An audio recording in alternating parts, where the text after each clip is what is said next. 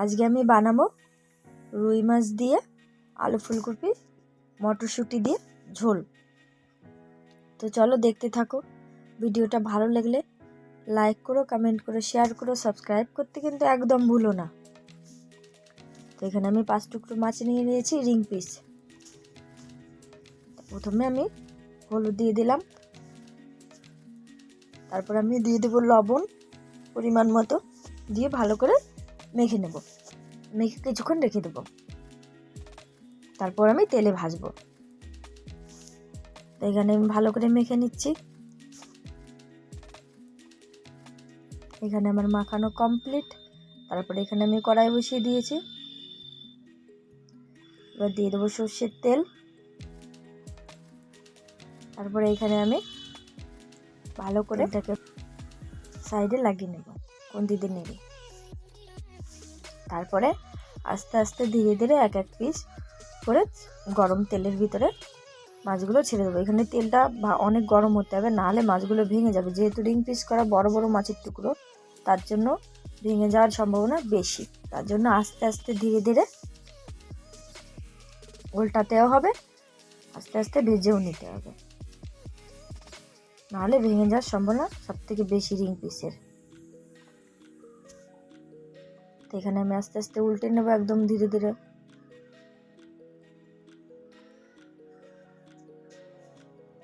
সবগুলো মাছ এখানে আমার প্রায় উল্টানো কমপ্লিট।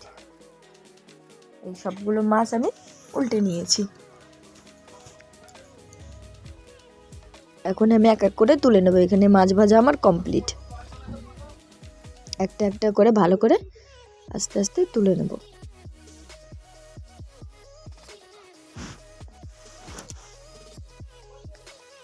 ওই তেলের ভিতরে আমি এখানে কেটে ফুলকপি ভালো করে ধুয়ে নিয়েছি। ওই তেলের ভেতরে এখন আমি ফুলকপিগুলো লাল করে একদম ভেজে নেব। তারপরে ফুলকপিগুলো একটু ভাজা হয়ে গেলে ফুলকপির ভিতরে আমি আলুগুলো দিয়ে দেবো।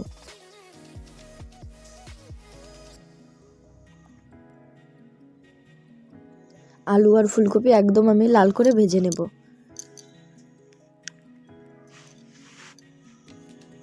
এখানে আমার ভাজা প্রায় কমপ্লিট। এখন আমি হাতা দিয়ে আলু ফুলকপিগুলো তুলে নেব।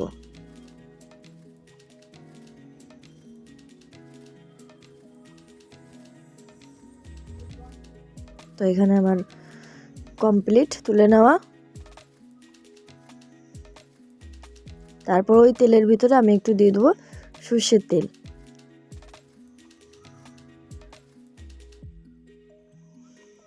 তারপরে দিয়ে দেবো জিরে ফোড়নে, একটা শুকনো লঙ্কা, একটা তেজপাতা,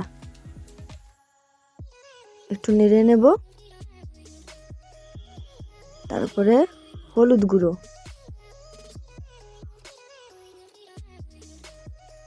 লবণ,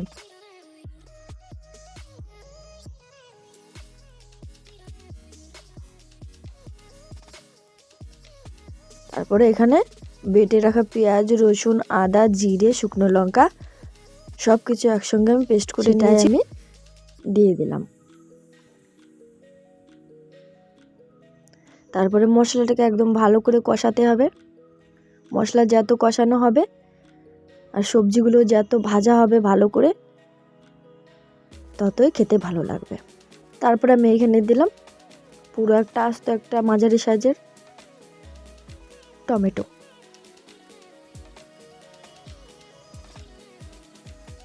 ভালো করে আমি ভেজে নেব। কমপ্লিট আমার কষানো মশলা। তারপরে আমি এগুলো ভেজে রাখা আলু ফুলকপি দিয়ে দিলাম মশলার ভেতরে। এবার আলু ফুলকপি দেওয়ার পরে আরও আমি 10 মিনিটের মতন এখানে আস্তে আস্তে জাল করে ভালো করে কষিয়ে নেব। তারপরে আমি এখানে দিয়ে দিলাম গরম জল। এখানে বেশি গরম, এখানে হালকা গরম জল নিয়েছি আমি। হালকা গরম জল একদম পরিমাণ মতো দিয়ে দিলাম। এবার আমি দিয়ে দেবো কড়াইশুঁটি। এখানে জাল উঠে গেছে ঝোলে, তার জন্য আমি মাছগুলো এক এক করে দিয়ে দিচ্ছি।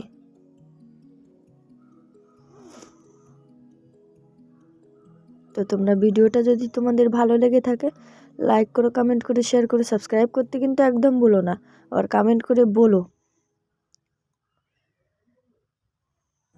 আর এখানে আমি দিয়ে দিলাম গরম মশলার গুঁড়ো আর কি। তারপরে দেব ধনেপাতা কুচি।